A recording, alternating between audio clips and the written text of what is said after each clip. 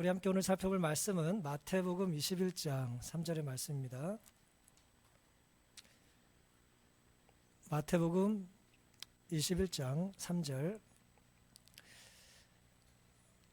제가 읽겠습니다. 마태복음 21장 3절 만일 누가 무슨 말을 하거든 주가 쓰시겠다 하라. 그리하면 즉시 보내리라 하시니.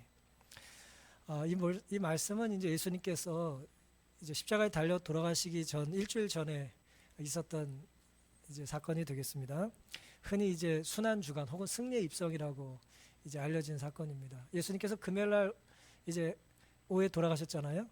근데 이 사건은 그 전 이제 일요일 날 있었던 사건입니다. 만 5일 이제 6일 지나면 예수님께서 이제 십자가에 달려 돌아가시게 되는데, 근데 마지막 예루살렘을 들어가실 때에 이제 나귀를 타고 들어가시는 장면을 이제 사복음서의 모든 기자가 공히 기록해 두었습니다.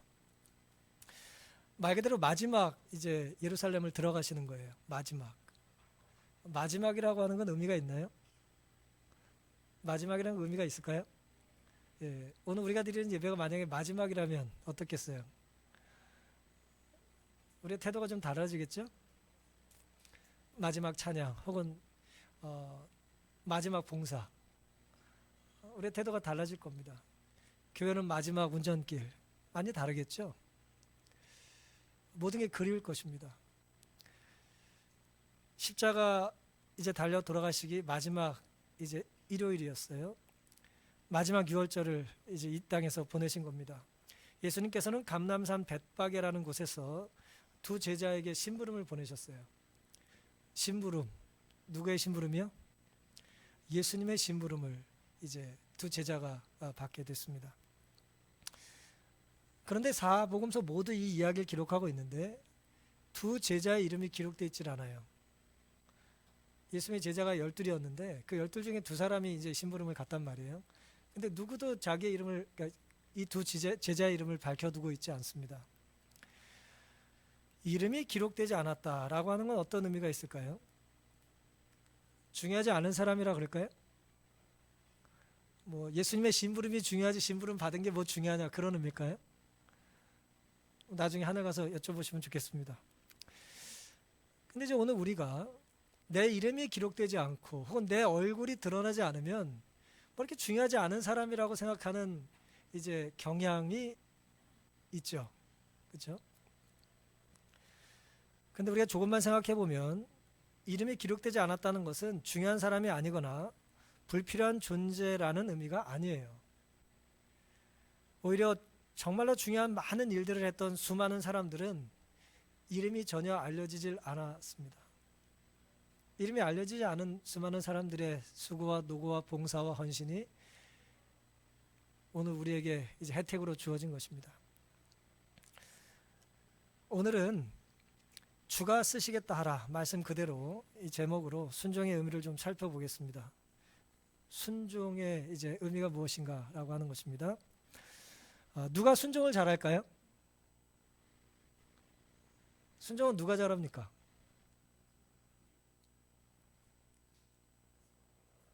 예수님을 좋아하는 사람이 순종을 잘한다. 예, 또요. 순종을 누가 잘합니까? 뭐 요즘 달인이란 말 많이 쓰는데 순종의 달인이 누굴까요? 누가 순종을 잘할까요?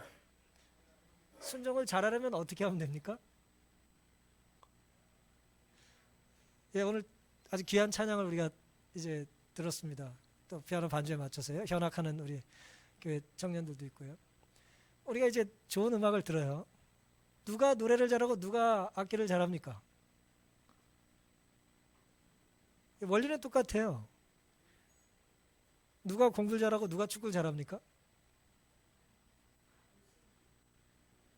예, 질문이 똑똑하지 않은 질문인데 대답은 잘하시는 것 같아요. 예, 의문의 현답을 하시는 것 같습니다. 잘하려면 하면 됩니다. 달리기를 잘하려면 뭐 하면 돼요? 달리기를 하는 거예요. 공부를 잘하려면 공부하는 거예요. 원리는 똑같아요. 순종을 누가 잘하냐? 순종을 해본 사람이 순종을 잘해요.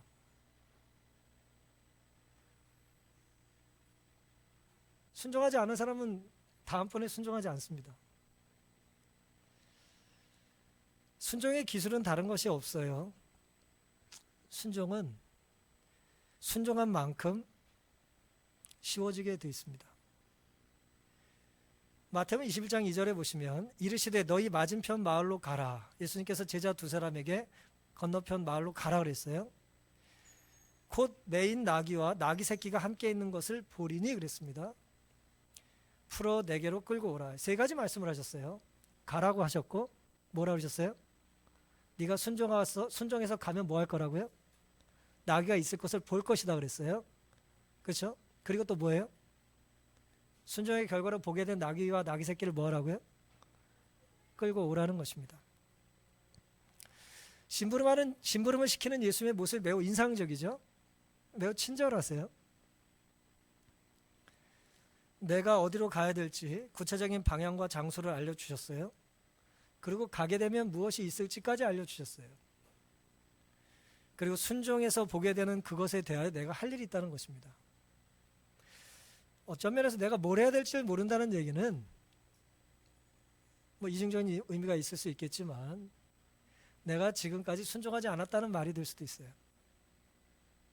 내가 순종하지 않았기 때문에 내가 뭘 해야 될지 모르는 거예요. 그리고 순종했다면 순종의 결과가 내가 할 일이에요. 상세하게 알려주셨어요. 내가 순종하면 어떤 결과를 경험하게 될지 말이죠. 어떻게 다 알려주실 수 있으셨을까요? 예수님 다 아시니까 가능한 것이겠죠. 오늘 우리가 무엇을 선택하든 그 결과가 무엇인지 예수님 다 아십니다. 지난 한 주 우리들은 어쩌면 예수님께서 두 제자처럼 제자에게 말씀하셨던 것처럼 건너편 마을로 가라라고 하는 이제 말씀을 듣지는 않으셨습니까? 건너편 마을로 가라 라는 말씀을 오늘 우리는 지난 한 주는 들어보지 않았습니까? 만약 순종했다면 우리는 순종의 결과로 그 건너편에서 볼 수 있었던 나귀를 만날 수 있었을 것입니다. 순종하기 전에는 나귀가 보여요, 안 보여요? 나귀가 보이지 않아요. 순종해야 보이는 것입니다. 순종하지 않으면 보이질 않아요. 근데 우리는 보통 어떻게 말하길 원해요? 보여주면 가겠다는 거예요. 보여주면 내가 끌고 오겠다는 거죠. 근데 예수님은 오늘 우리에게 예수의 말씀 우리가 순종하는 게 옳지 우리의 요구를 주님께서 따라주시는 게 옳은 것이 아니에요. 우리는 반대로 살 때가 많이 있죠. 우리는 다 알지 못하기 때문에 우리가 원하는 것을 주님께 이루어달라고 요청할 때 조심해야 됩니다. 순종한 만큼 우리는 하나님의 약속을 누리게 되는 것이죠. 그렇다면 주님께서는 왜 가라고 하시고 있을 것이라며 보게 될 것이라고 말씀을 하셨을까요? 말씀드린 것처럼 순종하는 단계를 밟아야 그 다음 단계를 우리가 경험하게 되고 그 다음 단계를 우리가 발견하거나 누리게 될 때 또 그 다음 단계의 순종을 우리는 하게 되는 것입니다. 순종에는 이제 단계가 있는 것이죠. 주님께서는 두 제자에게 심부름을 시키실 필요가 사실은 없어요. 사람 말고는 모두가 말을 잘 듣거든요. 온 우주에 사람 빼고 말을 다 잘 들어요. 물론 사탄과 마귀들도 있습니다만은 이제 성경에 의하면 태양도 바다도 바람도 꽃도 나무도 풀도 하나님 말씀을 잘 듣습니까? 다 잘 들어요. 하나님께 반응을 합니다. 순종을 해요. 사람만 이제 딴짓을 한단 말이에요. 나에게 하나님께서 명령하실 수 있었어요. 뭐 하라고요? 와라. 얼마든지 하실 수 있었어요. 근데 예수님께서 그렇게 하질 않으셨습니다. 쉬운 방법을 뒤로 하시고 좀 번거롭게 계속 제자들에게 뭔가를 요구하시고 설명을 하셨습니다. 왜냐하면 예수님께서는 이 마지막 한 주를 제자들에게 주님의 능력을 체험해 보기를 원하셨기 때문이에요. 그리고 주님의 약속을 이 제자들이 맛보기를 원하셨어요. 내 말대로 살면 내가 없어도 이 제자들이 어떻게 믿음 안에 승리할 수 있는지를 예수님께서는 알려주기를 원하셨던 것입니다. 순종하면 우리는 주님을 위해 할 일이 생기고 순종하면 우리는 주님의 말씀을 중심으로 이제 살게 되는 것입니다. 우리에게 최우선 가치가 무엇이 되어야 할까요? 주님의 말씀인가 아닌가를 생각하는 것, 또 순종하는 것이 우리의 최우선 가치가 되기를 간절히 바랍니다. 순종해야 보이는 것이 있습니다. 순종하지 않으면 이제 우리는 주님의 약속을 이제 경험할 수가 없게 되는 것이죠. 우리가 순종하면 보게 되는 순종의 결과를 통해서 주님께서 우리에게 주시기를 원하는 그 순종의 결과를 주님께 다시 돌려드릴 수 있는 우리 모두가 되기를 간절히 바랍니다. 주가 쓰시겠다라고 하는 것의 첫 번째 교훈은 순종의 기술입니다. 누가 순종을 잘한다고요? 순종한 사람이 순종을 잘합니다. 순종을 해본 사람이 순종을 잘해요. 누가 싸움을 잘하고 누가 용감합니까? 해본 사람이 잘하는 거예요. 안 좋은 것도 해본 사람이 잘하는 거예요. 좋은 것도 순종하며 해볼 때 잘할 수 있는 것입니다. 우리 모두가 순종을 다짐하는 이 시간 되기를 간절히 바랍니다. 그렇다면 우리는 왜 순종해야 합니까? 마태복음 21장 3절에 보시면 만일 누가 무슨 말을 하거든 주가 쓰시겠다 하라 그리하면 즉시 보낼 것이다 라고 예수님께서 이제 말씀을 하셨어요. 여기 순종해야 될 이유가 나와요. 순종의 이유가 나옵니다. 내 마음대로 살 수 있고 내 마음대로 살고 싶지 않아요? 내 기분 내키는 대로 말하고 기분 내키는 대로 행동하고 싶지 않습니까? 뭐 그럴 때가 많이 있어요. 우리의 삶의 주인이 나라면 그렇게 살아도 돼요. 내 생명이 내 거고 내 삶이 내 거고 내가 원하면 뭐든지 할 수 있는 사람이라면 그렇게 살아도 됩니다. 근데 우리는 그렇게 살 수 있나요? 하나님 우리 그렇게 만드셨나요? 우리는 하나님께 의존해야 살 수 있도록 하나님께서 우리를 만드셨어요. 우리를 자존하도록 스스로 살도록 만들지 않으셨습니다.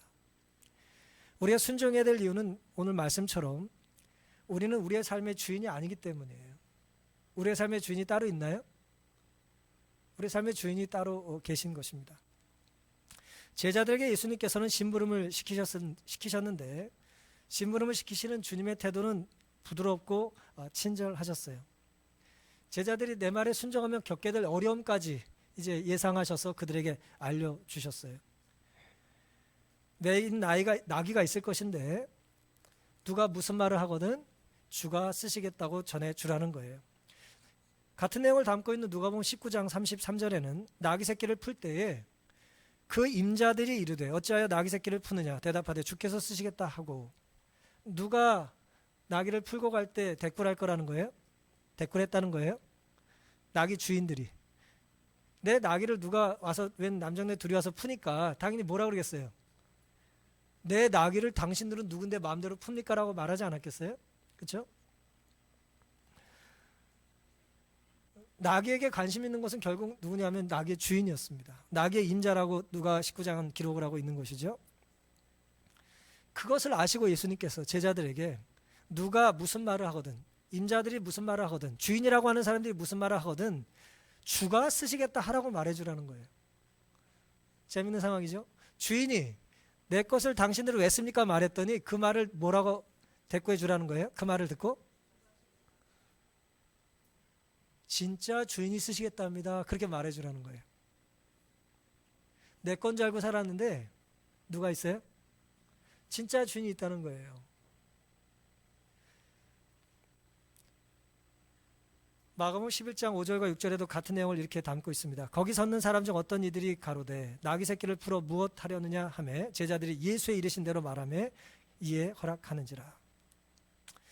사랑하는 성도 여러분, 우리가 이 땅에 살다 보면은 우리가 우리의 삶의 주인이라고 생각할 때가 참 많이 있죠. 적어도 이것은 내 마음대로 해도 된다고 생각할 때가 있어요.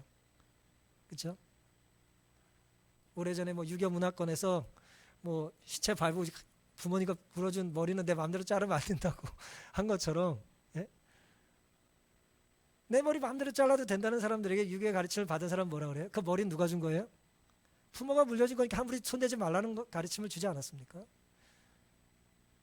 우리의 생명에 원래 주인이 계시다는 거예요. 우리의 물질에 원래 주인이 있다는 거예요. 나귀의 임자는 놀랍게도 자기가 나귀의 진짜 주인이 아니라는 걸 순간적으로 알았던 것 같아요. 무슨 소리야? 내 낙인데. 그렇게 말하지 않았어요. 주가 쓰시겠답니다. 그랬더니 뭐예요? 즉시 그러면 드려야죠 라고 말했다는 거예요. 나귀 임자가 어떤 마음으로 자신이 돌보던 나귀를 내어주었을지 알 길은 없습니다만은 어쨌든 주님께서는 그의 마음을 사로잡으시고 보내도록 이제 역사하셨어요. 우리들은 이제 볼펜 하나도 내 소유권을 이제 부착하길 원하죠. 그렇죠? 이렇게 뭐 붙여가지고 누구 거 이렇게 붙여놓지 않습니까? 자기 물건 잘 간수하는 건 좋은 것인데요. 우리가 붙일 때마다 조심하면 좋겠어요. 이것은 원래 내 것이 아니고 하나님이 나에게 쓰도록 잠시 맡겨주신 것이다. 나는 관리의 책임이 있지 소유권이 있는 건 아니라고 생각하면 좋겠어요. 만물의 주인이 하나님이 모든 것의 말 그대로 주인이 되신다는 것을 우리는 잊지 않게 되기를 간절히 바랍니다. 주인이 원한다면 주인은 마음껏 사용할 수 있어야 되나요? 마음껏 사용할 수 있어야 됩니다. 그게 주인의 이제 권리잖아요. 따라서 주인 밑에서 일하는 사람들은 주인의 뜻이 무엇인지를 파악하는 게 중요해요. 내 마음대로 사용하면 안 되는 것이죠. 달란트 비유의 교훈은 결국 그겁니다. 달란트는 내 것이 아니에요. 달란트를 맡겨주신 분의 것이에요. 그러니 내가 가진 재능을 가지고 우리는 누구의 뜻대로요? 달란트를 맡기신 분의 뜻대로 우리는 살아야 되는 것입니다. 고린도전서 6장 19절 20절에 바울은 너희 몸은 너희가 하나님께로부터 받은 바 너희 가운데 계신 누구의 전이라고 그랬어요? 성령의 전이라고 그랬어요. 성령께서 우리 마음에 우리 삶에 거하기를 원하신다니 주인이 우리가 아닌 거예요. 너희는 너의 것이 아니라 그랬어요. 그러니 먹든지 마시든지 무엇을 하든지라고 말할 때도 뭐예요? 주인에게 뭐 해야 됩니까? 허락받아야 되는 거예요. 우리가 마음대로 보고 마음대로 먹고 마음대로 들으면 안 돼요. 우리 것이 아니니까 우리 삶은. 우리가 하나님께서 정말 귀하게 구별해 놓으셨는데 자꾸 이 동네처럼 말이에요. 자꾸 뭐 아무거나 던지고 그러면 되겠어요? 그럼 안 되는 거예요. 귀한 것을 구별해야죠. 값으로 산 것이 되었으니 하나님께서 우리를 구속하시고 우리를 사셨잖아요. 하나님 우리를 2번 구원하셨어요. 창조하시면서 우리를 살리신 것이고 죄에 죽어야 될 우리를 십자가로 구속하시면서 구원하셨어요. 그러니 우리를 값으로 사셨어요. 그 값은 무한한 값입니다. 예수의 생명값이잖아요. 값으로 우리를 사신 바 되었으니 그런즉 너희 몸으로 하나님께 영광을 돌리라 그랬어요. 오늘 본문의 배경으로 보면 그런즉 너희 몸으로 너희 주인인 하나님께 영광을 돌리라 그런 뜻이에요. 마음대로 살지 말라는 거예요. 하나님께 영광을 돌리라는 것입니다. 그러니 원주인의 뜻대로 우리의 삶을 구별해 드리는 것이 우리가 순종해야 될 이유라는 것을 잊지 않고 사시기를 간절히 바랍니다. 그렇다면 순종의 열매가 무엇인가를 우리가 생각해 볼 수 있겠어요? 마태복음 21장 4절과 5절에는 이는 선지자로 하신 말씀을 뭐 하신다고요? 이루려 하심이라 일렀으되. 순종하게 되면 뭐가 이루어져요? 선지자의 말씀, 구약의 말씀이죠.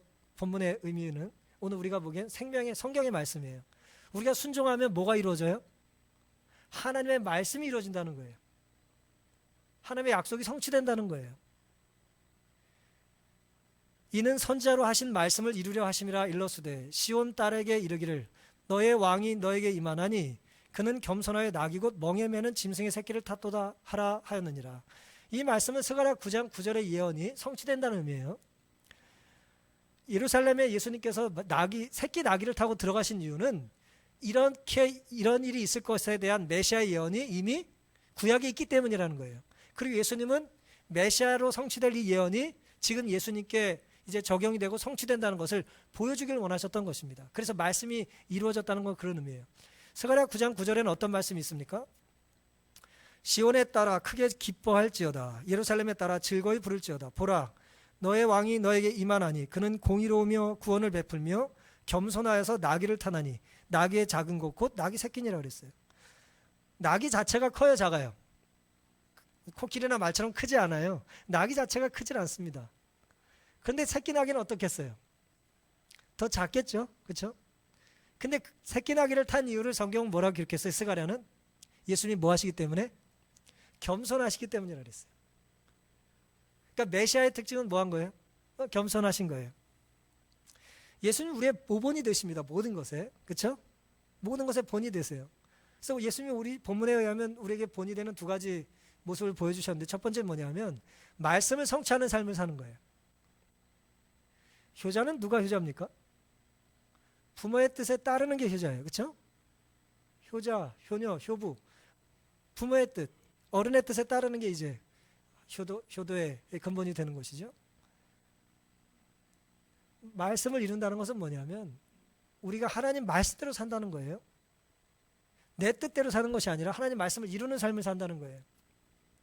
예수님이 그런 모습을 보여주신 것입니다. 근데 많은 경우에 사람들은 자기 이름과 자기 얼굴을 이제 드러내기를 원하는 거죠. 그렇죠?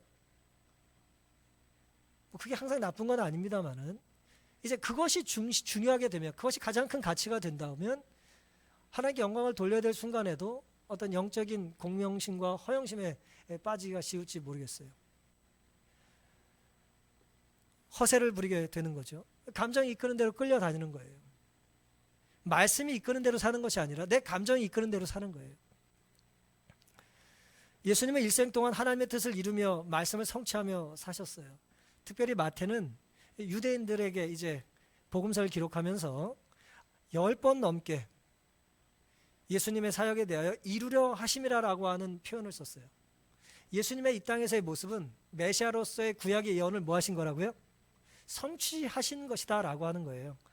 예를 들어 마태복음 1장 22절에 이 모든 일에 된 것은 주께서 선지자로 하신 말씀을 이루려 하심이라.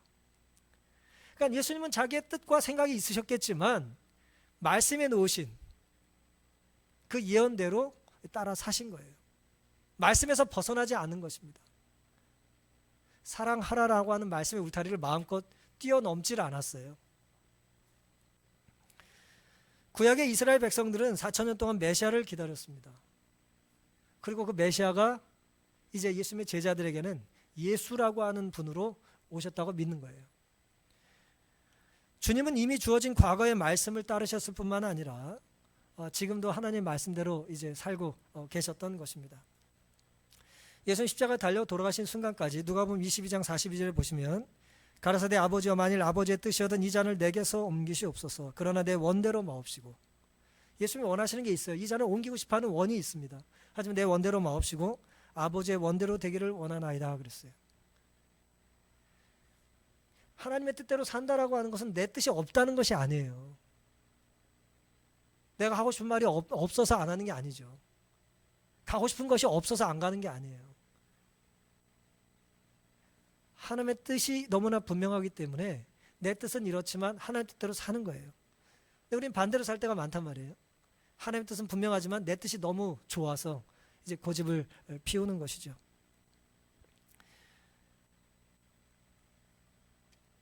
인간의 영혼을 위해 지불할 값을 깊이 생각하시는 예수님을 보라. 고통 중에 마치 그분은 하나님에게서 더 멀리 떨어지지 않으시려는 것처럼 차디찬 땅바닥에 엎드리셨다. 그분의 창백한 입술에서는 내 아버지여 만일 하실만 하시거든 이 잔을 내게서 지나가게 하옵소서라는 고통의 부르짖음이 새어나왔다. 그러나 지금도 여전히 그분은 그러나 나의 원대로 마옵시고 아버지의 원대로 하옵소서라고 덧붙이셨다. 놀랍게도 화이트는요 똑같은 내용을 기록하면서 그 다음 장에 이렇게 기록하셨어요. 예수께서는 3번이나 그 기도를 드리셨다.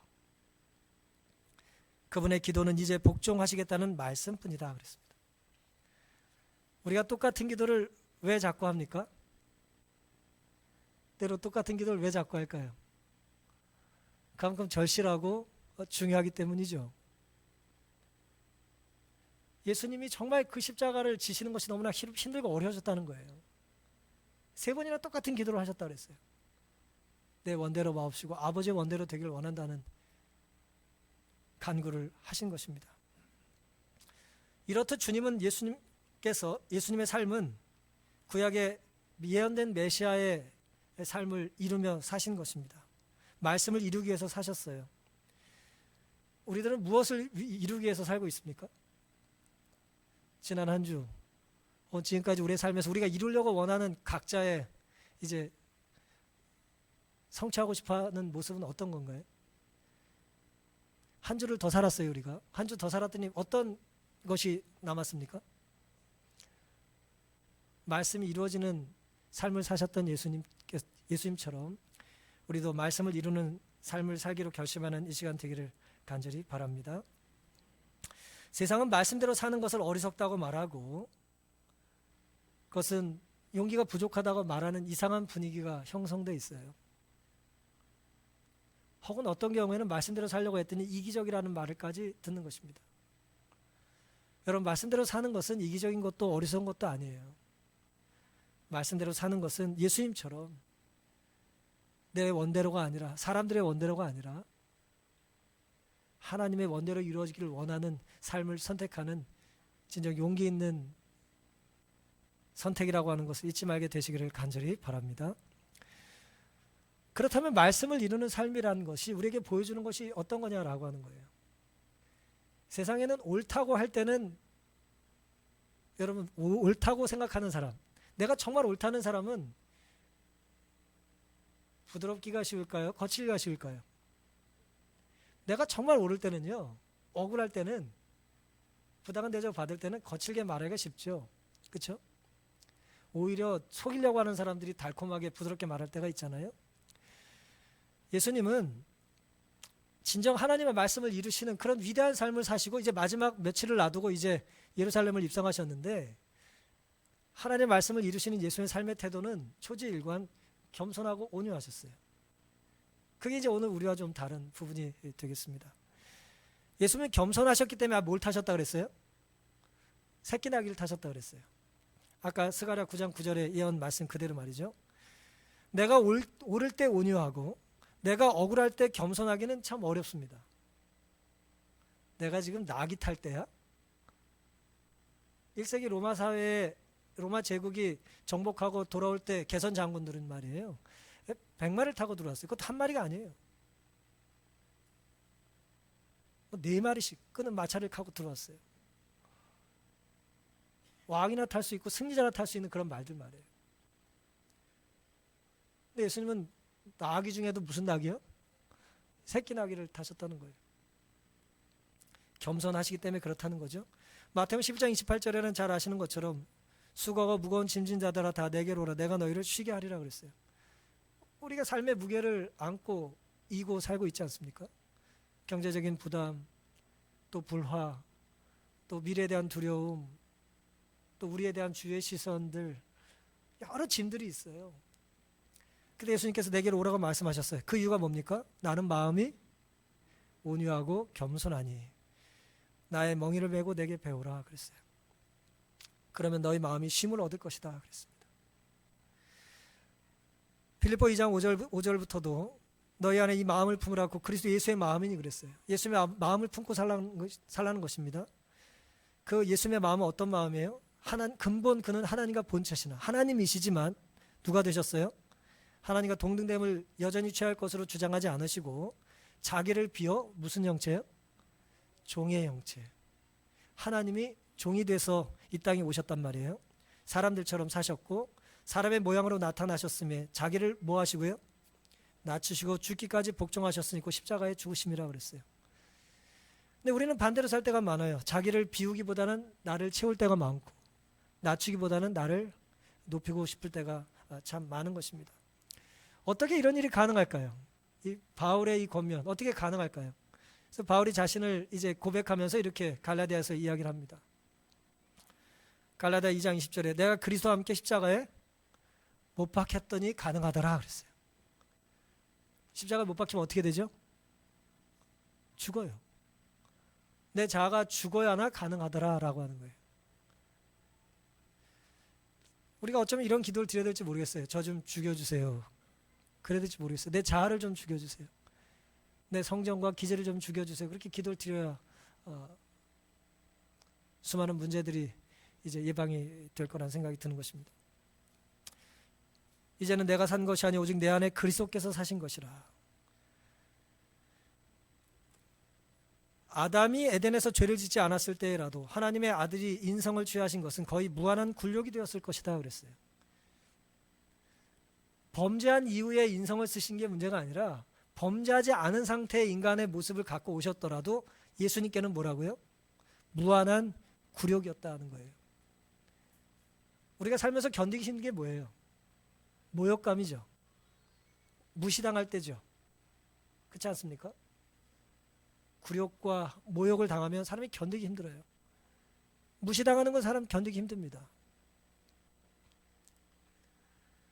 근데 예수님께서는 범죄하지 않은 인간의 모습을 가지고 오셨어도, 아담 범죄 전의 모습을 가지고 오셨더라도 무한한 굴욕 같은 것이었을 거라는 거예요.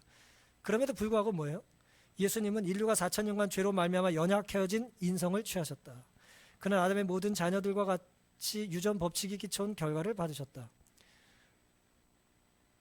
이 범죄한 연약한 인성을 이제 그 인성으로부터 면제된 게 아니라는 거예요.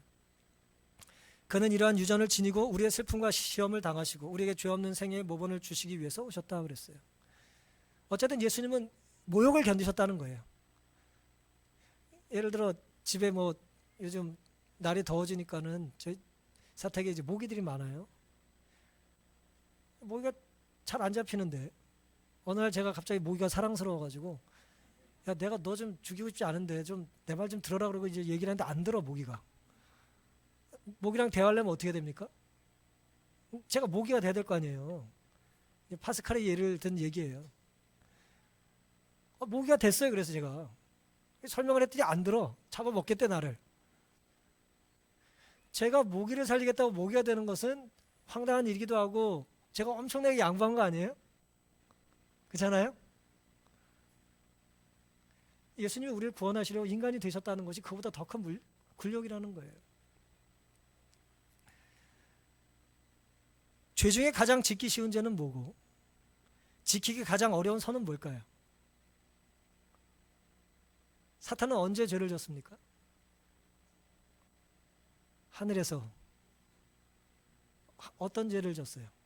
교만의 죄를 졌죠. 인간은 죄를 짓 때 항상 교만하기 때문에 죄를 져요. 다시 말씀드리면 하나님을 놓치기 때문에 죄를 짓는 거예요. 나 혼자 쓰려고 하는 게 교만이니까 우린 그 순간 죄를 짓습니다. 그럼 가장 지키기 어려운 선은 뭐겠어요? 교만의 반대가 뭐예요? 겸손한 거죠. 잠언 18장 12절, 사람의 마음의 교만은 멸망의 선봉이에요. 모든 멸망하는 거에 맨 앞에는 뭐가 있어요? 교만이 있어요. 겸손은 존귀의 앞잡이니라 그랬어요. 존귀한 삶, 영화로운 삶의 앞에는 뭐가 있다고요? 겸손이 있다는 거예요. 교만과 겸손이 이제 반대가 되는 것입니다. 위대한 성경의 인물들 역시 하나같이 예외 없이 그들의 실패한 지점에는 교만이라고 하는 깃발이 있는 것입니다. 모세, 하나님 말씀보다 자기를 의지했을 때 그가 지팡이를 마음대로 흔들고 죄를 졌어요. 삼손, 자신의 힘을 의지하고 죄를 졌습니다. 다윗도 마찬가지예요. 베드로, 남들은 물을 한 번도 걷지 못하는데 자기가 지금 물을 건너고 있어요. 그 순간 누구를 놓쳐요? 예수를 놓치고 교만했을 때 물에 빠지는 것입니다. 누구든 자신의 힘을 혹은 누구는 자신의 경험을 혹은 자신의 인내심을 자신의 의지력을 혹시 자신의 재능과 배경을 의지하면 무너지고 망하는 것입니다. 교만은 패망의 선봉이에요. 예수님께서 오늘에게 보여주고자 원하시는 모습은 하나님의 말씀을 이루시는, 또 말씀대로 산다는 삶의 가장 뚜렷한 증거는 태도가 어때야 된다고요? 교만한 것이 아니라 겸손하고 온유해야 된다는 것입니다. 하지만 우리 근자의 여러 전 세계에서 일어나는 일들을 통해 봤을 때도 억울하거나 내가 옳다고 느낄 때 우리는 거칠기가 쉬워요. 그리스도인들은 그렇게 살지 않아야 된다고 예수님께서 우리에게 본을 보여주신 것입니다. 60년 넘게 라피로 살았던 한 분이 자신의 이제 회당에서 있었던 이야기를 이렇게 들려줍니다. 어느 날 사회적으로 지위가 높은 한 부자가 이제 회당에 왔어요. 시나고그라고 하죠. 근데 이제 아마 제가 유대계 문화는 제가 잘 모르겠습니다만은 문맥을 살펴보면 아마 회당을 질 때 큰 기여를 한 사람 같아요. 돈을 아주 많이 내서 큰 이제 영향력 있는 이제 좋은 일을 많이 한 사람인데, 사회적인 지위가 높고 영향력 있는 사람이라 그 회당 앞에 귀빈석이 따로 마련돼 있었대요. 그러니까 귀빈석엔 누가 앉아요? 귀빈이 앉는 거예요. 아무나 앉지 않아요. 그래서 귀빈엔 앉을 자격이 있는 것 같아요. 이제 이 문맥을 보니까. 근데 이 사람은 그 자리에 앉을 자격이 충분히 있는 거예요. 오랫동안 유대 사회를 위해서, 회당을 위해서 헌신 봉사한 아주 유력한 영향력 있는 그런 사람이었기 때문에 그렇습니다. 귀빈석에 앉을 자격이 충분히 있었는데 그럼에도 불구하고 그 사람은 번번이 뒷자리에 앉았대요. 뒷자리에 앉은 거예요. 회당의 이제 문화를 좀 우리가 이해할 필요가 있겠죠. 귀빈석이 앞에 있고 아무나 앉지 않는 그 자리를 앉을 수 있는 충분한 자격이 있는 사람이 늘 회당의 뒷자리에 앉아 있었다는 거예요. 그리고 회당에 들어오는 사람들을 일일이 쳐다봤다는 거예요. 모든 사람들 주의 있게 관찰을 했어요. 왜 관찰을 했을까요? 이 내용에 의하면 나는 앞자리에 앉을 사람이지만 겸손하게도 뒷자리를 선택했다는 것을 사람들이 알아봐 주길 원한 거예요. 아, 저기 앉으실 분이 왜 뒤에 앉으셔가지고 그걸 알아봐 주길 원한 거예요. 그래서 이 60년 동안 라피를 생활하던 이 라피가 참다 못해서 이렇게 말을 해줬답니다. 뒷자리에 앉으셔서 시종일관 난 앞자리에 앉을 사람인데 라고 생각하는 것보다 앞자리에 앉아서 내가 뒷자리에 앉았어야 했는데 라고 생각하는 게 더 낫습니다 라고 말을 해줬대요.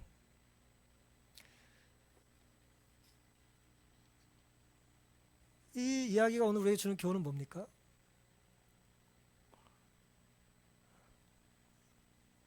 교만한 마음을, 겸손을 가장해서 우리가 교만할 수 있어요. 그렇게 하느니 내 죄를, 내 선택을 후회하고 회개하는 게 낫다는 거예요. 죄인들에게 가장 힘든 일은 교만을 버리고 겸손하게 사는 거예요. 우리는 자랑하며 교만하고 침묵하며 교만하고 때로 타인이 나보다 겸손하지 않다고 평가하며 교만해요. 교만한 사람의 마음에는 주님이 주인이 되실 수가 없습니다. 주님이 주인이라면 주님은 교만하신 분이 아니니까 교만을 드러낼 수가 없지 않겠습니까? 오히려 순간 죄를 짓고 주님 없이 내 스스로 죄를 짓고 그것을 후회하고 잘못을 인정하고 회개하는 것이 오히려 낫다는 거예요. 내세울 것 없는 우리들이 그토록 겸손하기가 힘들다면 주님은 어떠시겠어요? 우린 별 내세울 것도 없는데 겸손하기 힘든데 어느 죄의 주인께서 이 목이나 파리만도 못한 이 세상에 오셔가지고 사람들을 틈에서 조롱을 받으실 때 겸손함을 유지하는 게 얼마나 힘드시겠습니까? 하늘의 왕께서 새끼 나귀를 타시고 예루살렘에 들어가신 후에 침뱉음을 받고 조롱받고 매를 맞고 피 흘려 돌아가셨어요. 성인 남자가 타기에 새끼 나귀는 어울리지가 않아요. 그건 자랑스러운 일이 아니에요. 그건 조롱받기에 어울리는 일입니다. 놀랍게도 2000년이 지났지만 예수님의 안목이 변한 것이 없어요. 물론 우리가 정서적으로 아무도 타지 않은 나귀 새끼를 예수님이 타신 것에 대하여 사람이나 짐승이나 초태생을 하나님께 구별해 드리라는 것, 또 초사물을 하나님께 구별해 드리라는 것, 온전하고 흠이 없는 아직 멍이 매지 않은 붉은 암송아지를 내게 갖고 오라고 하는 것의 의미를 이제 적용할 수도 있습니다. 순수한 것을 예수님께 구별하라고 하는 의미로 적용할 수도 있겠어요. 하지만 문맥을 보거나 어떤 상황을 봤을 때는 이런 어떤 구약의 교훈도 있을 수 있겠지만 저는 정반대의 이야기를 여러분에게 좀 드리고 싶은 것입니다. 새끼 나귀가 우리에게 주는 교훈은 사실은 쓸모가 없는 존재라는 거예요. 새끼 나귀가 성인 남자 33살 된 예수님을 어떻게 제대로 이제 업고 갔겠어요. 어쩌면 예수님이 다리가 땅에 닿아가지고 어정쩡하게 새끼 나귀를 들고 가셨을지도 몰라요. 한번 그 장면을 상상해 보세요. 조그만 강아지를 어른이 탔다고 생각해 보십시오. 누가 힘들어요? 제가 얼마 전에 불암산에 등산을 갔더니 어떤 사람이 개를 안고 산에 왔더라고요. 개를 안고 바위를 타고 올라오더라고요. 개도 힘들다가 막 계속 지가 한 것도 없이 헥헥거리고 또 낮았더니 또 내려갔다 올랐다 하긴 하던데 개를 안고 올라오더라고요. 여러분, 개를 안고 올라오는 주인이 힘들겠어요? 개가 힘들겠어요? 개도 나름 힘들겠죠. 하지만 주인이 더 힘들지 않겠어요? 왜 그러시는 거예요? 주인이 더 힘든 거예요. 주님께서 놀랍게도 그런 새끼나귀 같은 우리를 뭐 하시겠다고요? 쓰시겠다는 거예요. 마태복음 21장 3절은 이 쉬운 번역을 이렇게 했어요. 쉬운 번역 성경은 마태복음 21장 3절을 이렇게 번역했습니다. 만일 누가 너에게 무슨 말을 하거든 주님이 필요하시답니다라고 하여라 그랬어요.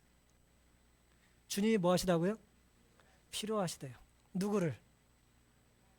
나귀 같은 나를, 쓸모없는 나를, 보잘것없는 나를, 겸손과 별 상관없는 나를 주님께서 뭐 하시겠다고요?